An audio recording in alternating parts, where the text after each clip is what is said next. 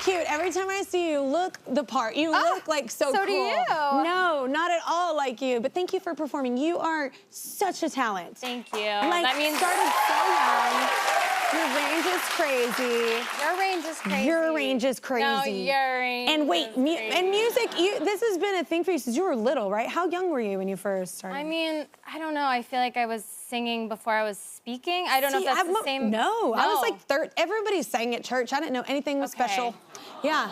No, this is not me. No. I was really shy. I was always really shy. No, I kind of like, this is my first musical, but like, I lived in a musical. Like, I thought I was existing in a musical my whole life. Wonderful. And it was delightful, but also maybe annoying. No. But I would like break out into song all the time. I call it passionate. Thank you. Yeah. Thank you. Anytime someone says annoying, I mean, I filtered it as you loved it. Yeah. And put it, I love it. Exactly. But I would be like, as a child, like my mom would be like, how was preschool? And I would be like, it was good. We learned a lot and Chloe gave me lice. And we'd be like, sorry. Lice is a thing today.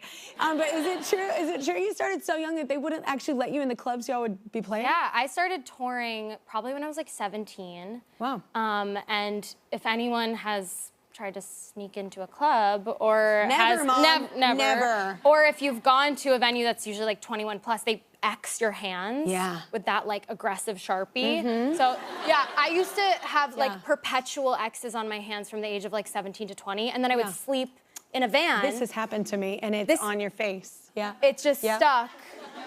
And then I was kind of that girl. It's a sign of a good time, though, yeah, I think. so. Yeah, it's a sign of a good night. I'm a professional. Yeah. So wait, you're touring now, and it's 7 guys, right, that you're touring with? 7 guys and me. So wait, I love my band, but I will say the very first time when I was riding with everyone, all the guys. Yeah. I felt like people needed to take aiming class. Sure. Yeah. Sure.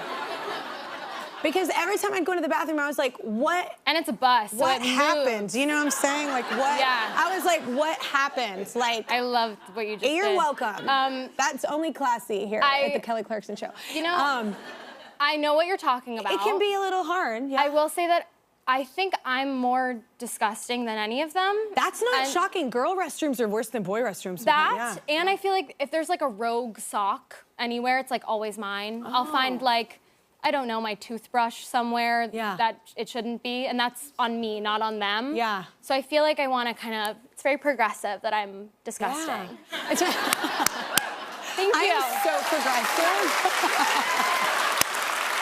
Mine weren't that bad. It was just the bathroom. I was always like, what happened here? It's the moving bus of it all. Yeah. It's like, it's a recipe for disaster. It was pretty funny. Yeah.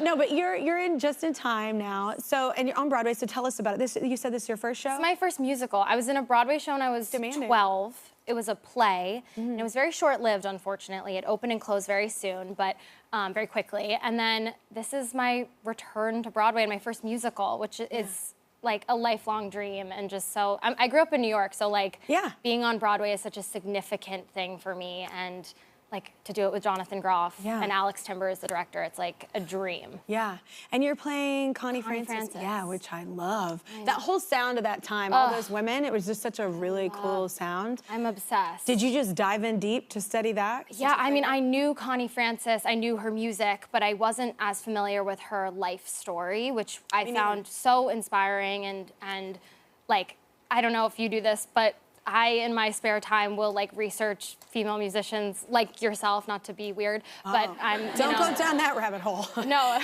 it's great. And there's one thing about Connie Frances that I like live for, which is she does this cry in her voice. Yeah, it's Patsy does that too. Patsy Cline. Yes, and it's of that era. Patty Page. It puts it exactly in that like late 50s era. Love. Yeah. And in Who's Sorry Now, there's a moment, like if I were to sing the line as me in my band Lawrence, I would be like, you know, in the line, I tried to warn you somehow. And if I had to hold that note, I'd be like, oh, I don't know, like fill that space. Yeah. But because these songs are like mid-tempo and you have to fill the space, her version is like, I tried to warn you somehow. It always falls. Yeah, it's like this like crazy, so How?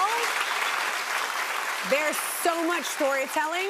So much. Just that one how is so much storytelling of like the mood and the vibe of what she's feeling. It's an art. The power of like choices in singing, and I mean that's what I love about your voice is like it's so emotive. So nice. It's true. It's like there's you. so much story in like one word. I just like hearing the real deal. Yeah, it feels very present. Yes. Yeah, when you're in that situation. Well, we have to stop again for a commercial break, everybody, but be sure to see Gracie and Just in Time on Broadway. It's playing now at the Circle in the Square Theater, which is still just my favorite thing to say.